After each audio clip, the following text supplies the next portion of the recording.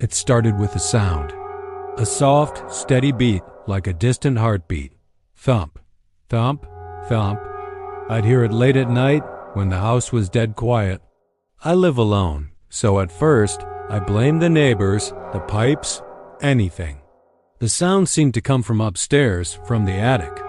I'd lived in this house for 5 years and had only been up there once to shove some boxes in and forget about them.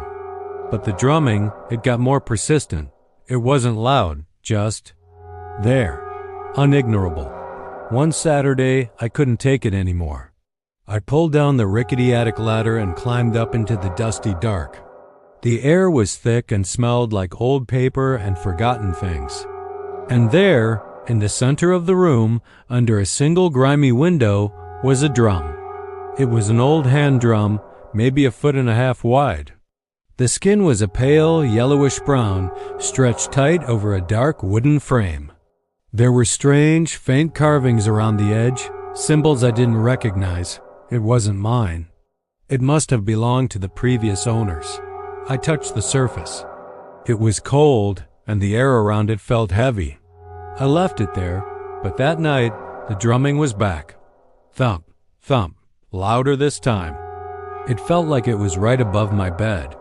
I went back up to the attic the next morning, convinced I was losing my mind. The drum was exactly where I left it.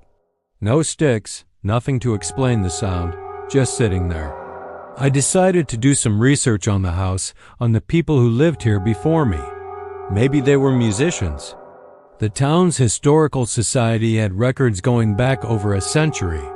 The house was built in the late 1800s. I spent hours digging through old property deeds and census records until I found something. A family named the Blackwoods lived here in the 1920s. An article from the local paper caught my eye. It was an obituary. The entire Blackwood family, a mother, father, and 2 young children, had died in the house during a bad flu pandemic. The article was brief, but it mentioned the father. A man named Silas Blackwood was known for his unusual hobbies, including collecting artifacts from less civilized cultures. The article didn't mention a drum, but a chill went down my spine. I kept digging. I found a diary entry from a neighbor of the Blackwoods, written a week after their deaths. It described strange noises coming from the empty house. A soft, rhythmic drumming. I should have stopped. I should have called someone, a priest, a historian, anyone.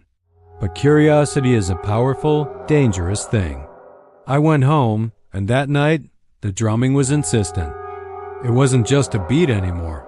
It felt like a summons. I climbed back into the attic, my heart pounding in my chest.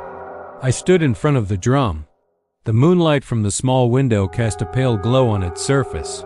My hand was shaking. I thought, just one tap, just to see.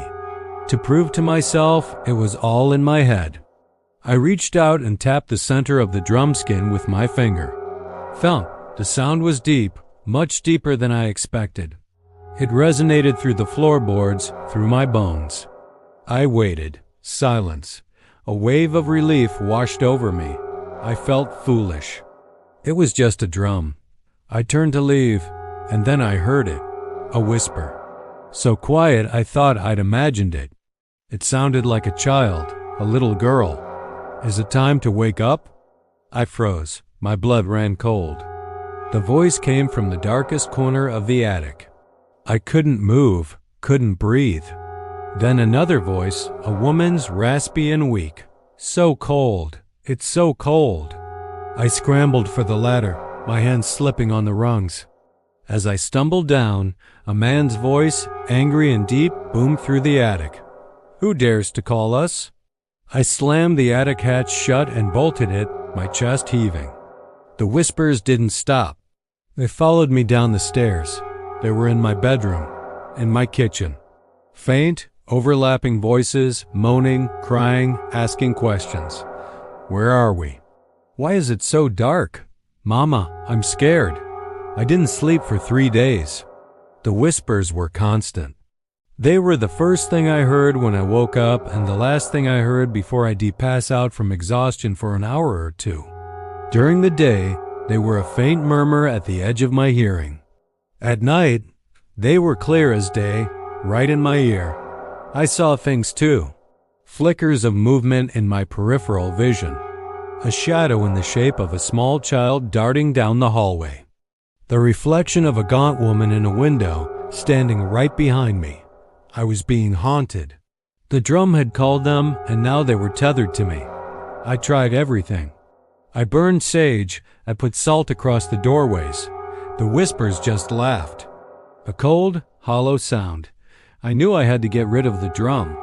The thought of going back into the attic terrified me, but the thought of living like this was worse. Armed with a thick blanket and a roll of duct tape, I climbed the ladder one last time. The whispers grew louder, angrier as I got closer. "Don't take it. You woke us." I ignored them, grabbed the drum, wrapped it tightly in the blanket, and taped it shut until it was a formless bundle. I carried it out of the house, the whispers swirling around me like a storm. I drove for 2 hours to a landfill in the next state. I threw the bundle drum into a massive dumpster and watched as a bulldozer buried it under a mountain of trash. The moment it was gone, the whispers stopped.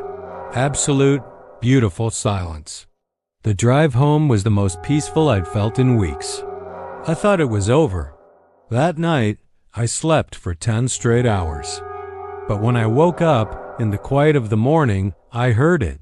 It wasn't the whispers. It was something else. Faint, distant, but unmistakable. Thump, thump, thump. It's not coming from the attic anymore. It's coming from inside my own head. A soft, steady beat that never stops. Sometimes when it's really quiet, I can still hear them. The faintest echo of a child's voice, a woman's cry, an angry man's shout hidden within the beat of the drum. I got rid of the drum, but the sound, the echoes of the dead I called back. I think they're with me forever. Thump, thump, thump.